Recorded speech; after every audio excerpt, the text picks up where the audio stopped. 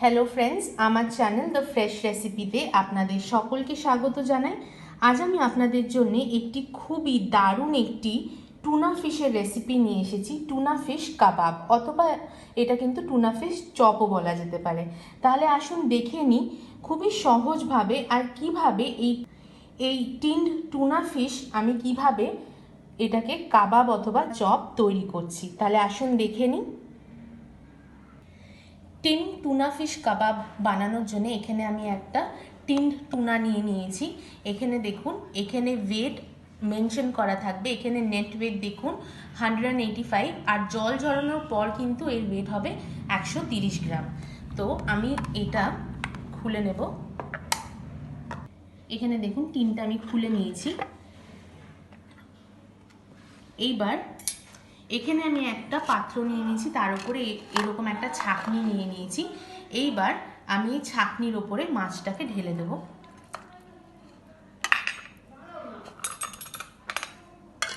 পুরো মাছটাই ঢেলে দেব। এইবার দেখুন এইভাবে করে চেপে চেপে যতটা পারা যায় পুরো জলটা কিন্তু বের করে নিতে হবে। এখানে দেখুন ঢালার পর এই জলটা বেরিয়েছে।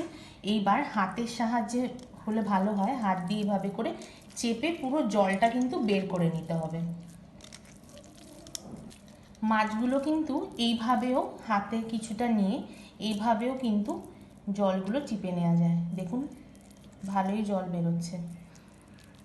এইভাবে করে অল্প অল্প নিয়ে আমি পুরো জলটা ঝরিয়ে নেব। এখানে দেখুন এই পুরো টুনা মাছের খুব ভালো করে আমি জল বের করে নিয়েছি। দেখুন এইভাবে করে আমি আলাদা একটা পাত্রে রেখেছি এটা। এইবার একটা পাত্র নিয়ে নেব।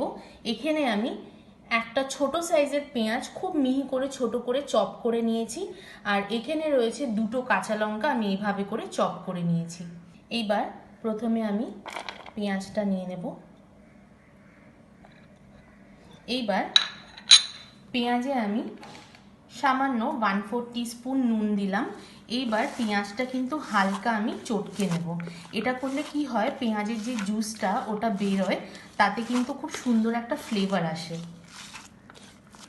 এইভাবে করে হালকা হাতে আমি একটু চটকে নেব। দেখুন আমি এইভাবে করে চটকে নিয়েছি। এইবার এতে লঙ্কা কুচিগুলো দিয়ে দেব। এইবার কিছু শুকনো মশলাও অ্যাড করব। এখানে নিয়ে নিয়েছি 1/2 টিস্পুন রসুন বাটা, 1/2 টিস্পুন আদা বাটা, এখানে রয়েছে 1/2 টিস্পুন গরম মশলা, 1/4 টিস্পুন রয়েছে হলুদ গুঁড়ো, 1/2 টিস্পুন ধনে গুঁড়ো, 1/2 টিস্পুন রয়েছে জিরে গুঁড়ো, আর এখানে 1/4 টিস্পুন কালো গোলমরিচের গুঁড়ো, আর 1/2 টিস্পুন রয়েছে চিলি ফ্লেক্স। এই সবটাই এবার এতে দিয়ে দেব। এইবার এটা হালকা একটু হাত দিয়ে মিক্স করে নেব। মিক্স করে নেওয়ার পর এইবার এই মাছটা এতে দিয়ে দেব। মাছটা দিয়ে দেওয়ার পর এইভাবে করে খুব ভালো করে মিশিয়ে নিতে হবে। খুব ভালো করে দেখুন মিশিয়ে নিয়েছি। এইবার ডিমের কুসুমটা শুধু এতে দিয়ে দেব, আর ডিমের সাদা অংশটা আমি রেখে দিয়েছি, এটা কিন্তু পরে ইউজ করব। এইবার এটা দেওয়ার পর খুব ভালো করে এটা মিক্স করে নিতে হবে। এখানে কিন্তু আমি একটা ডিমের কুসুম নিয়েছি। খুব ভালো করে মিক্স করলাম। এইবার এতে আমি 1/4 কাপ দিয়ে দেব ময়দা। দেওয়ার পর খুব ভালো করে এটাকে মিশিয়ে নিতে হবে।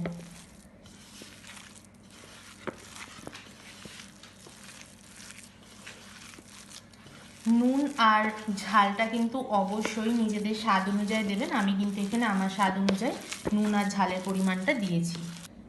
এইবার ময়দা দিয়ে মাখিয়ে নেওয়ার পর এতে আমি ধনেপাতা অ্যাড করব। ধনেপাতা এখানে 1 টেবিল স্পুন আমি এইভাবে করে চপ করে নিয়েছি। ধনেপাতা দিয়ে মাখিয়ে নেব। দেখুন এখানে মাছটা খুব ভালোভাবে আমি মাখিয়ে নিয়েছি, আর সমস্ত উপকরণ খুব ভালোভাবে আমি মিশিয়ে নিয়েছি। এখানে গ্যাসের আছে আমি একটা কড়া বসিয়ে নিয়েছি। কড়াতে আমি সাদা তেল গরম করে নিয়েছি। তেলটা মিডিয়াম গরম হতে দিতে হবে। এইবার যে মাছের মিশ্রণটা তৈরি করেছি সেখান থেকে কিছুটা মাছের মিশ্রণ হাতে নিয়ে এইভাবে করে একটা কাবাবের শেপ দেব, দিয়ে ডিমের গোলায় চুবিয়ে এবার তেলে দিয়ে দেব।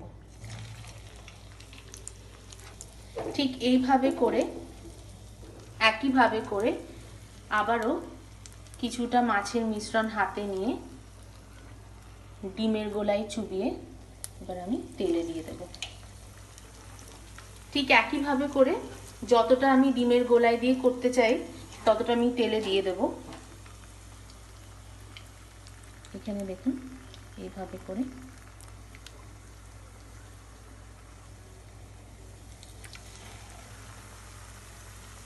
এইবার আমি কাবাবগুলো উল্টে দেব,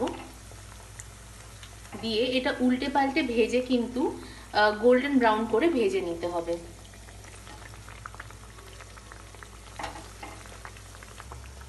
এখানে দেখুন সব কটা কাবাব আমি এইভাবে করে গোল্ডেন ব্রাউন করে ভেজে নিয়েছি, ভাজা হয়ে গেছে। এবার আমি তুলে নেব।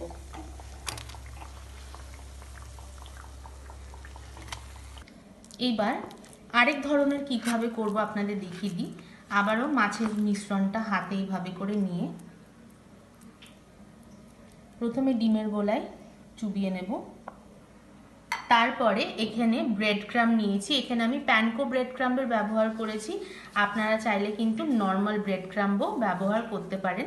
দিয়ে ব্রেড ক্রাম্ব দিয়ে খুব ভালোভাবে এটাকে কোট করে নিতে হবে। দেখুন এখানে একটা ব্রেড ক্রাম্ব দিয়ে আমি তৈরি করে রেখেছি। এইভাবে করে আমি যে কটা চান সেই কটা এভাবে করে ব্রেড ক্রাম্বে আমি কোট করে নেব। এইবার একই তেলে যেগুলো ব্রেড ক্রাম্ব দিয়ে কোট করেছিলাম সেইগুলো ভেজে নেব। এক এক করে আমি সব কটাই তেলে দিয়ে দেব।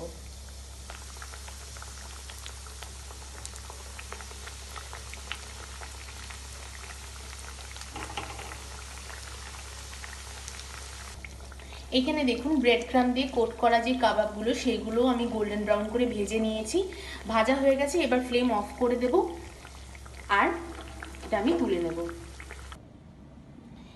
এইখানে দেখুন আমাদের টুনা ফিশ কাবাব একদম তৈরি হয়ে গেছে। এইখানে দেখুন দু রকম টুনা ফিশ কাবাব করা হয়েছে। এটা শুধুমাত্র এগ হোয়াইট দিয়ে কোট করা, আর এটা কিন্তু ব্রেড ক্রাম্ব দিয়ে কোট করা। ব্রেড ক্রাম্ব দিয়ে কোট করাগুলো একটু কিন্তু ক্রিস্পি হয়, খুব ভালোই ক্রিস্পি হয়। তাহলে এই ভিডিওটা কেমন লাগলো অবশ্যই আমাকে কমেন্ট করে জানাবেন, আর ভালো লাগলে অবশ্যই লাইক, শেয়ার আর সাবস্ক্রাইব করতে কিন্তু ভুলবেন না। আর যারা আমার চ্যানেল অলরেডি সাবস্ক্রাইব করেছেন তাদের কিন্তু অসংখ্য ধন্যবাদ জানাই।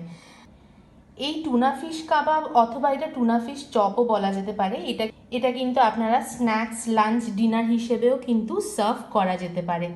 তাহলে আজ ভিডিওটা এখানেই শেষ করছি, আবারও আসবো আরেকটি নতুন রেসিপি নিয়ে। আপনারা খুব ভালো থাকবেন, সুস্থ থাকবেন, ধন্যবাদ।